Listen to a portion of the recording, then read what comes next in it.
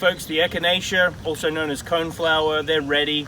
All different colors. We've had them for quite a few months growing and they're ready for planting now. So quite a few different colors. Got whites, yellows, oranges, reds, and there's like a pink purple kind of color as well. Very, very easy, dependable, no fuss perennial. Really easy to grow. Blooms all season long. The bloom heads, once they dry into winter, if you leave them on there, the goldfinches eat off them all season long. So again, bees, birds, and butterflies through the summer into the fall, and then your birds through the winter as well for you to see. The dried bloom itself, once it's dried, makes a nice cut flower for your arrangements, that kind of dried look to it as well.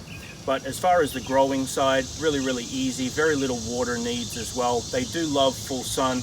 And we've got the regular series and also the sombrero series. So they start at $12.95. The sombrero series are $18.95. They're a little more dependable on the wintering over and bloom a little more regularly through the season as well. So come on out, find a color for yourself, and we look forward to seeing you at the farm.